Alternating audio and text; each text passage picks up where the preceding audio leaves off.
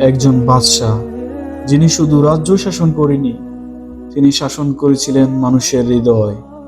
যার কণ্ঠে পাহাড় কাঁপত, পাখিরা থেমে যেত, আর মানুষ ফিরে আসতো আল্লাহর দিকে।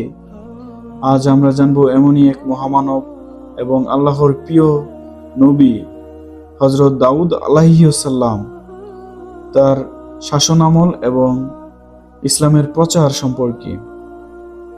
প্রিয় দর্শক, হযরত দাউদ আলাইহিস সালাম ছিলেন একজন বিনয়ী, ব্যক্তিত্বপূর্ণ মানুষ।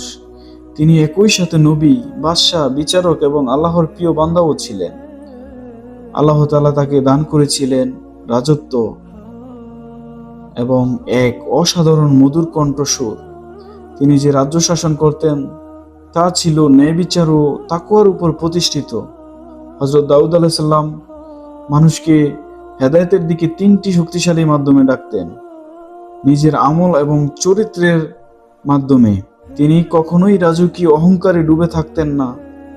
নিজের হাতে লোহা গলিয়ে ব্রহ্ম বানাতেন, নিজের উপার্জনে জীবন চালাতেন। মানুষ যখন দেখত একজন বাদশা এতটা বিনয়ী হয় কি করে, তখন তারা প্রশ্ন করত, এমন জীবন কেবল আল্লাহর সন্তুষ্টির জন্যই সম্ভব। এটা ছিল একটা জীবন্ত দাওয়াত। আমরা জানি আল্লাহ তাআলা তার 4টি নবীর উপর আসমানি কিতাব নাজিল করেছিলেন। তার মধ্যে হযরত দাউদ আলাইহিস সালাম ছিলেন একজন। হযরত দাউদ আলাইহিস সালামের উপর জাবুর কিতাব নাজিল করা হয়েছিল।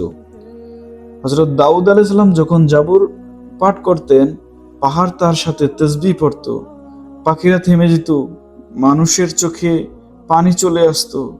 তার কণ্ঠ মানুষকে মনে করিয়ে দিত, ফিরে এসো তোমার রবের দিকে। এটা ছিল এক হৃদয় ছুঁয়ে যাওয়ার মতো দাওয়াত। তিনি ন্যায় বিচারের মাধ্যমে আল্লাহর আইন প্রতিষ্ঠা করেছিলেন। তিনি কখনোই আত্মীয় পরজন দেখেননি।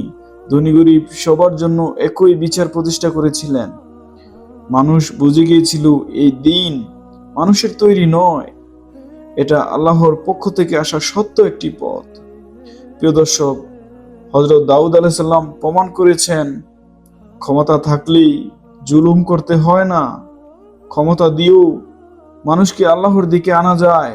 আপনি যদি আল্লাহর প্রিয় নবী এবং সাহাবাদের ঐতিহাসিক ঘটনা জানতে চান, তাহলে আমাদের চ্যানেলটি সাবস্ক্রাইব করুন, ভিডিওটি শেয়ার করুন।